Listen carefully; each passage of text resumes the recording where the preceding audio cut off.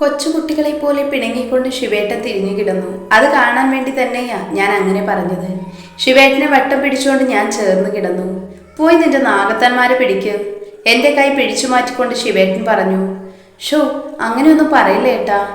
എന്നെ നോക്കിക്കൊണ്ട് ശിവേട്ടൻ മെല്ലെ തിരിഞ്ഞു വന്ന് എൻ്റെ നെറ്റിയിൽ ഉമ്മ വെച്ചു. എല്ലാവരുടെയും അനുഗ്രഹമുണ്ട് നമ്മുടെ കുഞ്ഞിന്, പോരെ? ചിരിച്ചുകൊണ്ട് ഞാൻ തലയാട്ടിയപ്പോഴേക്കും ശിവേട്ടൻ ഒന്നുകൂടെ എന്നിലേക്ക് ചേർന്ന് വന്നു. ഉദ്ദേശം മനസ്സിലായതും ഞാൻ ഏട്ടനെ തടഞ്ഞു. അതെ, വയറ്റിൽ ഒരാളുണ്ട്. ഏട്ടൻ്റെ ഒരു പരിപാടിയും ഇന്ന് നടക്കില്ല. അയ്യോ, അപ്പൊ പിന്നെ ഞാൻ എന്തു ചെയ്യും? വെയിറ്റ് ചെയ്യണം. ഷേ. നഷ്ടബോധത്തോടെ ഏട്ടൻ കൈ തലയ്ക്ക് പിറകെ വെച്ചുകൊണ്ട് മലർന്നു കിടന്നു. അത് കണ്ടപ്പോൾ എനിക്ക് ചിരിക്കാതിരിക്കാൻ പറ്റിയില്ല.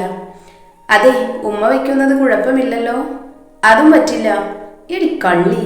ചുംബനങ്ങൾ കൊണ്ട് ആ രാത്രിയെ പുണരുമ്പോൾ ആകാശത്ത് 1000 നക്ഷത്രങ്ങൾ ഞങ്ങൾക്കായി കണ്ണു ചിമ്മുന്നുണ്ടായിരുന്നു. ഒരു മാസം കൊണ്ട് തന്നെ ഞാൻ ഒരു പരുവമായി. നല്ലതുപോലെ ആഹാരം പോലും കഴിക്കാൻ പറ്റുന്നില്ല. ഇങ്ങനെയുമുണ്ട് ഒരു ഛർദി. രാത്രിയാകുമ്പോൾ കാലുവേദനയും നടുവേദനയും. പാവം ശിവേട്ടനാണ് ഉറക്കമൊഴിഞ്ഞ് എൻ്റെ കൂടെ ഇരിക്കുന്നത്. വീട്ടിൽ പോയി നിൽക്കാമെന്ന് ഞാൻ പറഞ്ഞെങ്കിലും ശിവേട്ടൻ സമ്മതിച്ചില്ല. ഏട്ടനൊരു സമാധാനവും കാണില്ലെന്ന് പറയുന്നത്. അതോടെ ഒരു കാര്യം എനിക്ക് മനസ്സിലായി. ഒരു കുഞ്ഞ് വരുന്നതോടെ സ്ത്രീ മാത്രമല്ല പുരുഷനും ഒരുപാട് മാറ്റങ്ങൾ സംഭവിക്കും.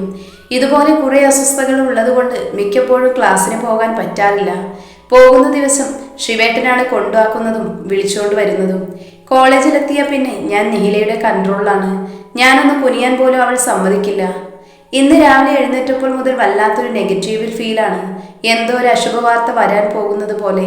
ശിവേട്ടനോട് പറഞ്ഞപ്പോൾ എൻ്റെ വെറും തോന്നലാണെന്ന് പറഞ്ഞ് സമാധാനിപ്പിച്ചു. കോളേജിലേക്ക് പോകും വഴി അമ്പലത്തിൽ കയറി തൊഴുതു. എന്നിട്ട് മനസ്സിനൊരു സമാധാനവും കിട്ടിയില്ല. ക്ലാസ്സിലിരിക്കുമ്പോഴും അതുതന്നെയായിരുന്നു അവസ്ഥ. പതിവിന് വിപരീതമായി വൈകിട്ട് ഗിരിയേട്ടൻ വിളിക്കാൻ വന്നതോടെ ആയപ്പോൾ എൻ്റെ ആദി കൂടി. ശിവേട്ടൻ എവിടെ? പറയാം, നീ കയറ്. ഏട്ടാ, എൻ്റെ ശിവേട്ടൻ എന്താ പറ്റിയേ?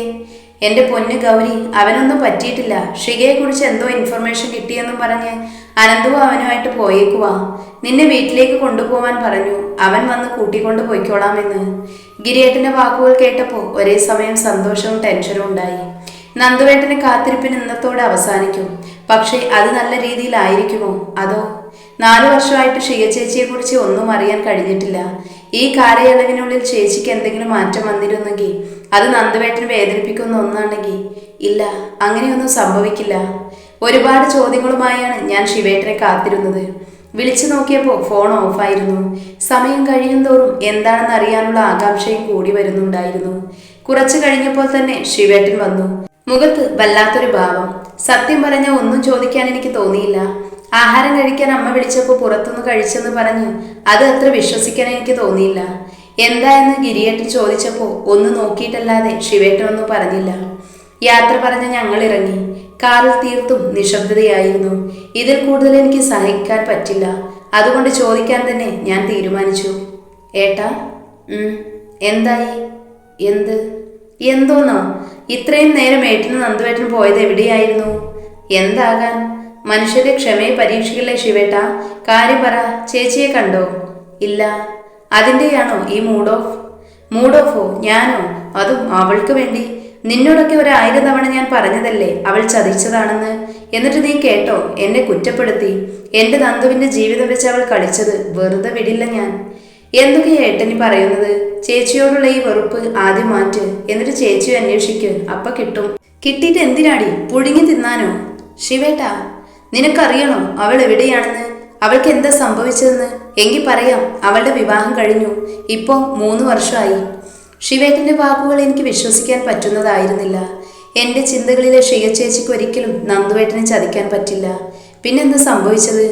നിങ്ങൾ ചേച്ചിയെ കണ്ടോ? ഇല്ല. പിന്നെ എങ്ങനെ അറിഞ്ഞു? ആളുടെ ആ അമ്മാവനുണ്ടല്ലോ, നന്ദുവിനെ കൊല്ലാൻ ആളെ വിട്ട ആ കിളവൻ. അങ്ങനെ കുറെ നാളായിട്ട് ഈ നാട്ടിലില്ലായിരുന്നു. ഇപ്പോൾ വന്നിട്ടുണ്ടെന്ന ഇൻഫർമേഷനിലാണ് ഞങ്ങൾ ആ വീട്ടിൽ ചെല്ലുന്നത്. ജീവനോടെ നന്ദുവിനെ കണ്ടതുകൊണ്ടാകും അയാൾ നല്ല രീതിയിൽ പേടിച്ചിട്ടുണ്ടായിരുന്നു. അയാളെ കണ്ടപ്പോൾ പോയ കാര്യം പോലും ഞാൻ മറന്നിരുന്നു. അന്ന് രാത്രിയിലെ നന്ദുവിൻ്റെ ആ മുഖം മാത്രമായിരുന്നു എൻ്റെ മനസ്സിൽ. ഗിരി ഇല്ലായിരുന്നുവെങ്കിൽ എൻ്റെ നന്ദു അന്ന് അവസാനിച്ചേനെ. അതൊക്കെ ഓർത്തപ്പോൾ അയാളെ കൊല്ലാൻ തന്നെ തീരുമാനിച്ചതാ ഞാൻ. പക്ഷേ 2 കൊടുക്കാനേ പറ്റിയുള്ളൂ. അപ്പോഴേക്കും നന്ദു പിടിച്ചു മാറ്റി. എങ്ങനെയും ഷികയെക്കുറിച്ച് അറിയണമെന്ന് മാത്രമേ അവനുണ്ടായിരുന്നുള്ളൂ. അയാളാണ് പറഞ്ഞത് ഷികയും അയാളുടെ മകനും തമ്മിലുള്ള വിവാഹം വർഷങ്ങൾക്ക് മുൻപേ തീരുമാനിച്ചതാണെന്നും 3 വർഷങ്ങൾക്ക് മുൻപ് അത് നടത്തിയെന്നും അവർ രണ്ടുപേരും സ്റ്റേറ്റ്സിലാണെന്നും ഇതുപോലൊന്ന് പ്രതീക്ഷിച്ചതുകൊണ്ട് എനിക്ക് വലിയ ഞെട്ടലില്ലായിരുന്നു. പക്ഷേ എന്റെ നന്ദു അവൻ ആകെപ്പാടെ വയലന്റായി. അവളെ അവർ ഇല്ലാതാക്കിയെന്നുമൊക്കെ പറഞ്ഞ് അയാളെ കയറി അടിച്ചു. ഒരുവിധമാണ് അങ്ങേര് അവന്റെ പിടിയിൽ നിന്ന് മാറിയത്. അവസാനം അവരുടെ മാരേജ് സർട്ടിഫിക്കറ്റും കല്യാണ ഫോട്ടോയൊക്കെ കണ്ടപ്പോഴാണ് അവനൊന്ന് വിശ്വസിച്ചത്. എന്നിട്ട് നന്ദുവേട്ടൻ എവിടെ? വീട്ടിൽ പോയി. നമുക്ക് അങ്ങോട്ട് പോകാൻ വേട്ടാ, എനിക്ക് നന്ദുവേട്ടനെ ഒന്ന് കാണണം. വേണ്ട, ഈ അവസ്ഥയിൽ നീ അങ്ങോട്ടേക്ക് പോകണ്ട. ഒന്നാമത് നിനക്ക് ക്ഷീണമാണ്. ഇനി ആവശ്യമില്ലാത്ത സങ്കടം കൂടി പിടിച്ചു വെക്കേണ്ട. ആവശ്യമില്ലാത്തതോ? നന്ദുവേട്ടനെ അങ്ങനെ ഒറ്റയ്ക്ക് വിടാൻ പറ്റുമോ നമുക്ക്? ഇന്ന് അവൻ ഒറ്റയ്ക്ക് ഇരിക്കുന്നതാണ് നല്ലത്. അവന്റെ മനസ്സായി കലങ്ങിമറിഞ്ഞിരിക്കുക. ഒരുവിധം ഞാൻ അവനെ ഓക്കെ ആക്കിയിട്ടുണ്ട്. പിന്നെ അറിയാലോ, എല്ലാം ഒന്ന് ഉൾക്കൊള്ളാൻ അവന് കുറച്ച് ടൈം വേണം. എനിക്കിപ്പോഴും ഒന്നും അങ്ങോട്ട് വിശ്വസിക്കാൻ പറ്റുന്നില്ല. അപ്പൊ നന്ദുവേട്ടന്റെ അവസ്ഥ എന്തായിരിക്കും? എന്നെങ്കിലും അവൾ നാട്ടിലേക്ക് വരുമല്ലോ. അന്ന് അവൾ അറിയും ശിവ ആരാണെന്ന്. അത് പറഞ്ഞ് ശിവേട്ടൻ സ്റ്റിയറിംഗിൽ ആഞ്ഞടിച്ചു. ഉള്ളിലെ ദേഷ്യം മുഴുവൻ ആ അടിയിൽ ഉണ്ടായിരുന്നു. ഇന്നൊട്ടും വയ്യായിരുന്നു. എങ്കിലും കോളേജിൽ പോകാൻ റെഡിയായതാ. പക്ഷെ എന്റെ കലിപ്പൻ സമ്മതിച്ചില്ല. കൂടുതൽ അഹങ്കാരം കാണിച്ച വീട്ടിൽ കൊണ്ടാക്കുമെന്ന് ഒരു ഭീഷണി. വേറെ വല്ല പെൺപിള്ളേരും ആയിരുന്നെങ്കിൽ അത് കേട്ട് സന്തോഷിച്ചേനെ. പക്ഷേ ഞാൻ ഈ കലിപ്പന്റെ നെഞ്ചിൽ കിടന്ന് ഉറങ്ങി ശീലിച്ചതുകൊണ്ട് മാത്രം അടങ്ങി ഒതുങ്ങി വീട്ടിൽ തന്നെ നിന്നു. ഏട്ടന് ഓഫീസിലേക്കും പോയി. എന്തായാലും കോളേജിൽ പോകാഞ്ഞത് നന്നായി. കാരണം ഉച്ച കഴിഞ്ഞപ്പോൾ സൗഭാഗ്യ ഒരു കെട്ട് ഫ്രൂട്ട്സുമായി എത്തി. ഒരു കട മൊത്തമുണ്ടല്ലോ പെണ്ണേ. ഞാൻ ചിരിച്ചുകൊണ്ട് അവളോടായി പറഞ്ഞു. പ്രഗ്നന്റ് ആണെന്ന് അറിഞ്ഞിട്ട് ഇതുവരെ നിന്നെ ഒന്ന് കാണാൻ പറ്റിയില്ലല്ലോ. ആ കുറവങ്ങ് നികത്തിയതാ. ഇനി ഇതെല്ലാം എന്നെ കൊണ്ട് കഴിപ്പിച്ചു തീർക്കാതെ ശിവേട്ടൻ അടങ്ങില്ല. സ്നേഹം കൊണ്ടല്ലേ ഗൗരിപ്പെണ്ണേ. അല്ല, മുത്തശ്ശി എവിടെ? ഒരു തവണ മാത്രമേ മുത്തശ്ശിയും ഇവളും തമ്മിൽ കണ്ടിട്ടുള്ളൂ എങ്കിലും രണ്ടുപേരും ഫോൺ വിളിച്ച് നല്ല കൂട്ടായിട്ടുണ്ട്. അല്ലെങ്കിൽ മുത്തശ്ശിക്ക് വായാടികളായിട്ടുള്ള പെൺകുട്ടികളെ ഭയങ്കര ഇഷ്ടമാണ്. ആള് പഴയ ഒരു വായാടി ആയത് തന്നെ കാരണം. എടി, അനന്തേട്ടൻ എന്തെങ്കിലും പ്രശ്നമുണ്ടോ? രാവിലെ ഞാൻ വിളിച്ചപ്പോൾ ഏട്ടന്റെ ശബ്ദം വല്ലാതിരിക്കുകയായിരുന്നു. മുത്തശ്ശിയുടെ കൂടെ കുറച്ചു നേരം ഇരുന്നിട്ട് എന്നെയും കൊണ്ട് ഗാർഡനിലേക്ക് ഇറങ്ങി സൗഭാഗ്യത ചോദിച്ചപ്പോൾ ശിവേട്ടിൽ നിന്ന് ഞാൻ അറിഞ്ഞ കാര്യങ്ങൾ അവളോട് പറഞ്ഞു. ഇതൊക്കെ സത്യമാണോ ഗൗരി? ആ കുട്ടി അങ്ങനെയൊക്കെ ചെയ്യുമോ? എനിക്കറിയില്ലടി. കേട്ടതൊന്നും സത്യമാകല്ലേ എന്നാണ് ഇപ്പോൾ ഞാൻ പ്രാർത്ഥിക്കുന്നത്. ഷിക ചേച്ചി തിരികെ വരുന്നതും നന്ദുവേട്ടന്റെ ഒപ്പം ജീവിക്കുന്നതും ശിവേട്ടന്റെ അനിയത്തി എന്ന നിലയിൽ എല്ലാവരും ചേച്ചിയെ സ്നേഹിക്കുന്നതും ഒക്കെ സ്വപ്നം കണ്ടതാ ഞാന്. എല്ലാം പാഴ്ക്കിനാവായിരുന്നു. അവർ തെളിവ് കാണിച്ചെന്നല്ലേ പറഞ്ഞത്. അപ്പോ വിശ്വസിക്കാതിരിക്കുന്നത് എങ്ങനെ? അനന്തേട്ടൻ ഇത്രയും നാളും കാത്തിരുന്നത് അവസാനം ഇങ്ങനെയൊരു വാർത്ത കേൾക്കേണ്ടി വന്നല്ലോ. ആ പാവം അതെങ്ങനെ സഹിക്കും? എനിക്കിപ്പോഴും മനസ്സിലാകാത്ത കാര്യം അതല്ല, എന്തിനാ അവർ ഇങ്ങനെയൊക്കെ ചെയ്തത്? ശിവേട്ടനും നന്ദുവേട്ടനും എന്ത് തെറ്റ് ചെയ്തിട്ടാ അവർ ഇത്രയൊക്കെ അനുഭവിക്കുന്നത്? ഞങ്ങൾ രണ്ടുപേർക്കും അതിനുള്ള ഉത്തരം അറിയില്ല. കുറച്ചു നേരം കൂടെ ഇരുന്നിട്ട് സൗഭാഗ്യ പോയി. അവൾ പോയപ്പോൾ മുതൽ മുത്തശ്ശി വാതോരാതെ അവളെക്കുറിച്ച് തന്നെ പറയുകയായിരുന്നു. ഇക്കണക്കിന് എന്നേക്കാൾ മുന്നേ അവളെ കണ്ടിരുന്നെങ്കിൽ മുത്തശ്ശി ശിവേട്ടന് വേണ്ടി അവളെ ആലോചിച്ചേനല്ലോ. കുശുമ്പി പാറു? അതെ, കുശുമ്പ് തന്നെയാ. ഇനി കുറുമ്പിയൊന്നും വിളിച്ചിങ്ങോട്ട് വാവ്. കപടദേഷ്യം കാട്ടി ഞാനിരുന്നു.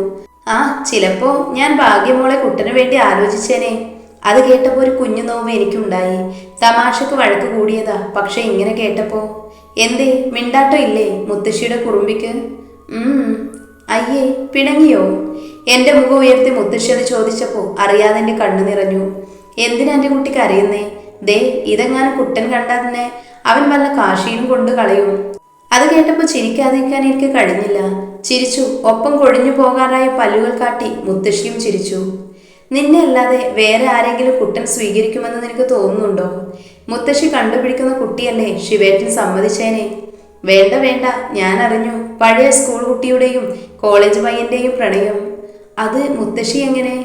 പിന്നെ ഒരിക്കൽ പറഞ്ഞു തരാമെന്ന് നീ പറഞ്ഞെങ്കിലും കാത്തിരിക്കാൻ ഈ വയസ്സിക്ക് പറ്റാത്തത് കൊണ്ട് സച്ചിയോട് ചോദിച്ചു. അവനറിയാവുന്നത് അവൻ പറഞ്ഞു തന്നു. സച്ചിയേട്ടന് കേട്ടറിവ് മാത്രമേ ഉള്ളൂ മുത്തശ്ശി. ശിവേട്ടനും നന്ദുവേട്ടനുമാണ് എല്ലാം ഒപ്പിച്ചത്. എനിക്കും അതൊന്നും ഓർമ്മയുമില്ല. എന്തായാലും എന്റെ കുട്ടൻ ആഗ്രഹിച്ചത് തന്നെ നടന്നല്ലോ. ഇനി ഗിരിക്കും കൂടെ ഒരു കൂട്ട് വേണം. സച്ചിക്ക് കുറച്ചുകൂടെ ഉത്തരവാദിത്തം വന്നിട്ട് മതി. അപ്പൊ നന്ദുവേട്ടനോ? അവന് ഷികയുണ്ടല്ലോ. ആ കുട്ടിയെ എത്രയും പെട്ടെന്ന് അവർ കണ്ടെത്തും. അത്രയ്ക്ക് എന്റെ കുട്ടി ആ കുട്ടിയെ ആഗ്രഹിക്കുന്നുണ്ട്. ഷിക ചേച്ചി നന്ദുവേട്ടൻ സ്നേഹിക്കുന്ന പെൺകുട്ടിയാണെന്ന് മാത്രമേ മുത്തശ്ശിക്ക് അറിയൂ. ശ്രേയ ചേച്ചിയെ പോലെ മുത്തശ്ശിയുടെ സ്വന്തം കൊച്ചുമകളാണെന്ന് അറിയില്ല. ഇനി അത് അറിയാതിരിക്കുന്നതാണ് നല്ലത്. ഷിക എന്ന അധ്യായം ഇവിടെ അവസാനിച്ചു. ശിവേട്ടൻ ഇന്ന് എവിടെയൊക്കെയോ പോകാനുള്ളത് കൊണ്ട് എന്നെ നേരത്തെ കോളേജിൽ കൊണ്ടാക്കാമെന്ന് പറഞ്ഞു. അങ്ങനെ റെഡിയായിക്കൊണ്ടിരിക്കുമ്പോഴാണ് ശ്രേയ ചേച്ചി വന്നത്. ചേച്ചിക്കിപ്പോൾ 5 മാസമായി. പ്രഗ്നൻസിയുടെ തുടക്കത്തിന് അസ്വസ്ഥതകളൊന്നും ഇപ്പോൾ ഇല്ല. ഇത്ര നേരത്തെ കോളേജിൽ പോകണ്ട, സമയമാകുമ്പോൾ സിദ്ധുവേട്ടൻ കൊണ്ടാക്കിക്കോളാം എന്ന് പറഞ്ഞതുകൊണ്ട് ശിവേട്ടൻ നേരെ ഓഫീസിലേക്ക് പോയി. പിന്നെ കുറേ നേരം ചേച്ചിയോട് സംസാരിച്ചിരുന്നിട്ടാണ് കോളേജിലേക്ക് ഇറങ്ങിയത്. വൈകിട്ട് ശിവേട്ടന് വരാൻ പറ്റിയില്ലെങ്കിൽ സിദ്ധുവേട്ടനെ വിളിച്ചാൽ മതിയെന്ന് പറഞ്ഞിട്ടാണ് ശിവേട്ടൻ പോയത്. നീലയുമായി വരാന്തയിലൂടെ നടക്കുമ്പോഴാണ് ഒരു പോലീസ് ജീപ്പ് വരുന്നത് കണ്ടത്. നോക്കുമ്പോൾ നന്ദുവേട്ടനാണ്. ഏട്ടനെ കണ്ട സന്തോഷത്തിൽ നിഹിലയെ പോലും കൂട്ടാതെ ഞാൻ ഓടി ഏട്ടൻ്റെ അടുത്തെത്തി. നീ എന്തിനാ ഗൗരി ഇങ്ങനെ ഓടുന്നത്? അത് പെട്ടെന്ന് ഏട്ടനെ കണ്ടപ്പോൾ. നീ എന്താ ആദ്യമായിട്ടാണ് എന്നെ കാണുന്നത്? നല്ല കലിപ്പിലാണ് ഏട്ടനത് ചോദിച്ചത്. പക്ഷെ ഒരു ഏട്ടൻ്റെ വാത്സല്യം അതിലുണ്ടായിരുന്നു. സൂക്ഷിക്കേണ്ട സമയമല്ലേ മോളെ, ഇങ്ങനെ ഓടി നടന്ന് എവിടെയെങ്കിലും വീണാലോ? അതും പറഞ്ഞ് ഏട്ടൻ എന്നെ ചേർത്ത് പിടിച്ചപ്പോൾ ചുറ്റുമുള്ള പല കണ്ണുകളും ഞങ്ങളിലായിരുന്നു. അപ്പോഴേക്കും നിഹിലയും ഞങ്ങളെ അടുത്തെത്തി. ഓടി വന്നതിന് എന്നെ ഒന്ന് കൂർപ്പിച്ചു നോക്കാനും അവൾ മറന്നില്ല. ഹായ് നിഹില, നമ്മൾ നല്ലതുപോലെ ഇതുവരെ പരിചയപ്പെട്ടിട്ടില്ല. ഇപ്പൊ ഡ്യൂട്ടി ടൈമാണ്, അതുകൊണ്ട് പിന്നെ ഒരിക്കൽ നമുക്ക് എല്ലാവർക്കും കൂടി ഒന്ന് കൂടാം. ഓ ശരി സർ, നിഹില മറുപടി പറഞ്ഞു. ഭയഭക്തി ബഹുമാനത്തോടെയുള്ള അവളുടെ ആ നിൽപ്പ് കണ്ടപ്പോൾ ഞാനൊന്ന് അടിമുടി അവളെ നോക്കി. നന്ദുവേട്ടനും ചിരി വരുന്നുണ്ടായിരുന്നു. സാറൊന്നും വിളിക്കണ്ട, ദേ ഇവളെ പോലെ ഏട്ട എന്ന് വിളിച്ചാൽ മതി. ഞാൻ വിളിക്കുന്നത് പോലെ വിളിക്കണ്ട, നീ അനന്തുവേട്ടാന്ന് വിളിച്ചാൽ മതി. നന്ദു എന്ന പേര് എനിക്കും ശിവേട്ടനും മാത്രം അവകാശപ്പെട്ടതാണ്. ഓ ആയിക്കോട്ടെ. എന്നെ ഒന്ന് പുച്ഛിച്ചിട്ട് അവൾ തലയാട്ടി. അല്ല ഏട്ടനെന്താ ഇവിടെ? കോളേജിലൊക്കെ മെയിൻ ആയിട്ടുള്ള പ്രശ്നം തന്നെ ഡ്രഗ് ഇഷ്യൂ. അതിന്റെ 2 ഡീലേഴ്സിനെ കിട്ടി. അവന്മാരിൽ നിന്ന് കിട്ടിയ ഡീറ്റെയിൽസ് വെച്ച് ഇവിടുത്തെ 1-2 സ്റ്റുഡൻസ് അതിൽ പങ്കുണ്ട്. അതൊന്ന് അന്വേഷിക്കണം. അപ്പോഴേക്കും ബെല്ലടിച്ചു. ക്ലാസ്സിൽ പോയിക്കോളാൻ പറഞ്ഞ് ഏട്ടൻ പ്രിൻസിപ്പാലിന്റെ ഓഫീസിലേക്ക് നടന്നു. ഏട്ടാ, എന്റെ വിളി കേട്ട് ഏട്ടൻ തിരിഞ്ഞു നിന്നു. പക്ഷെ എന്ത് ചോദിക്കണമെന്ന് എനിക്കറിയില്ലായിരുന്നു ആ നിമിഷം. എന്താടാ? ഒന്നുമില്ലേട്ടാ. എനിക്ക് മനസ്സിലായി മോളെ, ഈ നഷ്ടങ്ങളും സങ്കടങ്ങളും ഒക്കെ നമ്മുടെ പേഴ്സണൽ വിഷയങ്ങളല്ലേ. അതിന്റെ പേരിൽ എനിക്ക് എൻ്റെ ഒഫീഷ്യൽ ഡ്യൂട്ടി ചെയ്യാതിരിക്കാൻ പറ്റില്ലല്ലോ. സത്യം പറഞ്ഞ ഡ്യൂട്ടി ടൈമിൽ മറ്റൊന്നും ചിന്തിക്കാൻ സമയം കിട്ടാറില്ല. നീയും അതൊന്നും ഓർത്ത് വെറുതെ ടെൻഷൻ അടിക്കണ്ട. ഒരു പുഞ്ചിരിയോട് അത്രയും പറഞ്ഞിട്ട് ഏട്ടൻ പോയി. പക്ഷെ എനിക്ക് ഉറപ്പാണ് ആ മനസ്സ് ഒരുപാട് നീറുന്നുണ്ട്. എന്തിനാ ദൈവമേ ഈ പാവം ഏട്ടൻ ഇങ്ങനെ വേദനിപ്പിക്കുന്നത്? ക്ലാസ്സിലിരിക്കുമ്പോഴും എൻ്റെ ചിന്ത മുഴുവനും അതായിരുന്നു. വീട്ടിലായിരുന്നെങ്കിൽ അമ്പൂട്ടിയുടെ അടുത്ത് കുറച്ചു നേരം ഇരിക്കുമ്പോൾ ഈ മൂടൊന്ന് മാറിയേനെ. എൻ്റെ മനസ്സറിഞ്ഞതുപോലെ ഉച്ചയായപ്പോൾ എന്തോ സ്ട്രൈക്ക് എന്നും പറഞ്ഞ് കോളേജ് വിട്ടു. ഏത് നിമിഷവും മഴ പെയ്യുമെന്ന അവസ്ഥയിലാണ് അന്തരീക്ഷം. മൂടിയടിച്ച് കിടപ്പുണ്ട്. ഏട്ടൻ വരുന്നത് വരെ എനിക്ക് കൂട്ടു നിൽക്കാമെന്ന് നിഹില പറഞ്ഞെങ്കിലും മഴയ്ക്ക് മുൻപ് ഹോസ്റ്റൽ പോയിക്കോളാൻ പറഞ്ഞ് ഞാൻ അവളെ പറഞ്ഞു വിട്ടു. ഏട്ടന്മാരിൽ ആരെങ്കിലും വിളിച്ചാൽ വരും. പക്ഷേ വെറുതെ അവരെ ബുദ്ധിമുട്ടിക്കണോ? എനിക്കിപ്പോൾ വലിയ പ്രശ്നവുമില്ല. അതുകൊണ്ട് ബസ്സിൽ പോകാമെന്ന് ഞാനങ്ങ് തീരുമാനിച്ചു. ഉച്ച സമയമായതുകൊണ്ടാവാം റോഡിൽ അധികം ആളുകളില്ല. ബസ് സ്റ്റോപ്പിൽ ഞാൻ മാത്രമേ ഉണ്ടായിരുന്നുള്ളൂ. അപ്പോഴാണ് ഓപ്പോസിറ്റുള്ള കടയിൽ നിന്നും സച്ചിയേട്ടൻ ഇറങ്ങി വരുന്നത് കണ്ടത്.